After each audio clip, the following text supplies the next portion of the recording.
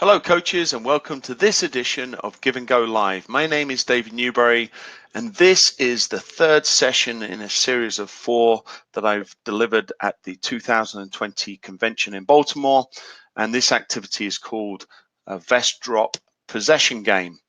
And this all stems from some observations that I've made through video and just working with teams over the past 6 months, aged from around about 10 years of age through 16, and some of the commonalities that you can see on the left-hand side.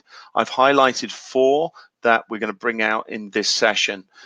One of them is that we seem to be constantly turning over possession. We receive it, we give it back. We receive it, we give it back. The second thing to note is a consistency in that the playing tempo is not managed particularly well. We play too quickly more often than not, which means that we, again, turn over possession. Part of that issue is that there's a limited amount of movement of the players prior to and after receiving the ball. And then lastly, that players are involved in the attacking phase, but generally only once, and we'll bring that out in this session on how to address that. On the right-hand side, some of the items highlighted here come from the technology of PlayerMaker and the ability to start to diagnose some of the things that seem to be consistent between individuals of different age groups in the type of individual ball possession. So the first one highlighted is the idea that we play a lot of one-touch possession, meaning the ball comes to a player and immediately they play the ball. Often that ball will go to an opponent or will go to out of play.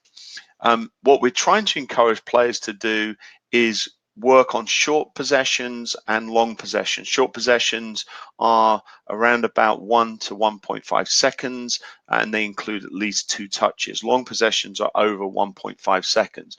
And when we see an increase in short possessions and in long possessions, we see that the statistic of retention of the ball as a team, both in time and in number of consecutive passes, increases. And then the second point, which is a really great statistic that comes through PlayerMaker, is the idea of a passing network. And after we have performed the training session or a game, we're able to go in and diagnose how many times in the game are certain patterns that we've worked on in training replicated. So for example, if we call our goalie number 1, our right back number 2, our right midfielder number 7, and our forward number 9, we can see how many times in the game did the goalie roll the ball out to the right back number 2, play along the line to this number 7 in a higher position, and then connect with the number 9. And we can see how many times during the course of the game did that network happen, and obviously other networks as well. So we could see how many times we are able to switch the ball from one side of the field to the other using the number 6, the number 8, number 9, or number 4. So from those statistics, we can create, we certainly see the symptoms through the video and the observations, and then the causation of that is because we play the ball too quickly, we don't take enough touches, and we don't generally follow the passing networks we've worked on in training. So this activity builds on the first 2 activities. This is the third in the series, and what we are seeing on this diagram is a rectangle approximately 40 yards long by 25 yards wide. We have 3 teams, a white team on the periphery, and those white players are holding, in this case I've diagrammed them with cones, but they should be holding vests. So the vests color of the 2 teams internally, the yellows and the reds, are replicated by a red and a yellow vest held by each of the white players. And the idea is that the reds and the yellows compete for possession, and they have to try and find the target players on the outside. So in this example, we see that the coach has played the ball in, the red players have passed the ball around and then found a player on the outside in white holding a red vest. And when the player receives the ball, they drop the red vest. So now, as we can see by this player, is only holding a yellow vest. And the objective, of course, is for the team in red to get to the point where everyone on the outside, the 4 white players, have dropped the red vest. That's a win for them. Or alternatively, the yellow team pass to all of the 4 players on the outside and they have to drop the yellow vests. So we have 4 players on the outside in white. We have 4 players on the inside in red. And then we have 4 players on the inside in yellow. So 12 players in total. So some of the methodologies we're using here to try and improve our retention of the ball, our speed of play, and our decision making. So the first point is that we want the peripheral players, those in white, to have the freedom to move anywhere. So to make this even more game realistic, instead of the players just standing stationary, we want them to move not only laterally left and right, we can actually allow them, if you want, to have the freedom to move anywhere around the outside, but also we want the players on the outside to step away from the edge of the area. The closer that they are to the edge of the area, the less space there is in the inside and the less time they have when receiving the ball to make a decision. I normally put a condition of the outside players that they've got to play the ball back into the same team that they received the ball from within 2 to 3 touches.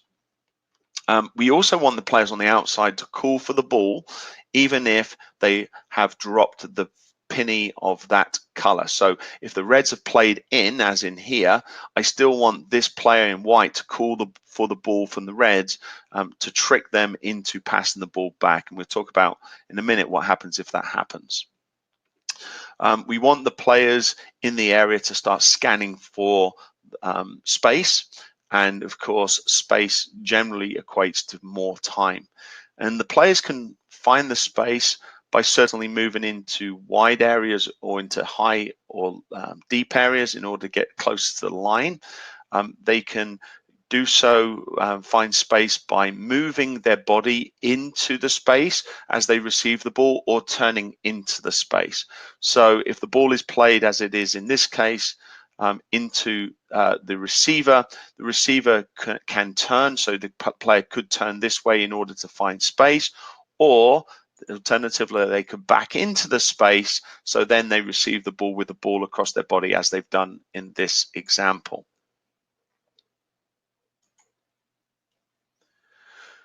In the second sequence, the ball has firstly received by the white player on the outside, and then they've started to play the ball back in. Now, you could suggest to your players as they get more familiar that they have to make a certain number of combinations inside before playing to the outside. But in this case, I've allowed the player on the outside to play to a red player and the red player to immediately play to another player on the outside. And in fact, that sequence has been repeated again. Now, at this point, as highlighted with the blue circles, you'll notice that now 3 players on the outside have dropped the red vest. So there's only 1 player now left in order for the reds to pass to win the game. So that means there's implications certainly for defending for the yellows who do not want to allow the reds to play to this player. They can drop off, they can cover the area somewhat like they would do in a game if they're playing a shield in front of the defense. If a pass is made to a target that is not holding a vest, that player then picks that vest up. So as I was suggesting, if the player in red inadvertently plays the ball back to this player for a second time, then that player then picks up the red vest, and now they would have 2 players they have to pass to instead of 1. So methodology in this one, we want our internal players to move to the outside of the area in order to find space. One of the suggestions I make to the players, something visually and something simple for them to understand, is keeping their back to the smallest space and their front or their face in order to see the bigger space. So we want to try and avoid this player here facing towards the corner, because that would mean that their back is towards the biggest space. We certainly want to see our players open their body and hopefully to receive the ball across their body on their back foot, that foot that is furthest away from the passing player, and allow the ball to run across so that they can then make a decision, as in this case, to either play to the other side or play forward, dribble, whatever they think is the best decision given the circumstances and the time and space that they have available to them. I like to coach the players on the outside as well. I generally find that they go to the outside and they think that's a chance to rest, and they don't play with the same level of intensity. I want these players moving, but I also want them moving away from the outside of the area, providing good angles of support, ideally 45-degree angles from the person receiving the ball internally. And then finally, in the third sequence, the situation has occurred where the ball has been played to a player on the outside that had already previously dropped the red vest, and now that player has to pick that vest up. And now we have two players on the outside holding the red vest. At this point, the yellows have not managed to win the ball, so they have to try and work really hard to win the ball from the players internally. In the event that a team does manage to get all four vests dropped, then they win, they stay on, and the team on the outside comes in, and the yellow team in this case would go off. It's important to continue to highlight the value of taking two or more touches. A few things can happen. Firstly, a player is more likely to receive the ball, control it, and have it under control when they make the pass than trying to make a pass with a fast-moving ball from another player. Secondly, by taking extra touches, it allows players on your team to move into positions where they can find space. Even a fraction of a second can make a big difference on how much space is available. And it gives the player, of course, on the ball a little bit more time to make those decisions. So coaches, I thank you for joining me on this edition of Give and Go, the third in a series of 4. In the final activity, I will look at a small-sided game as it relates to this topic. Thank you for joining me, and I look forward to seeing you on the next Give and Go Live.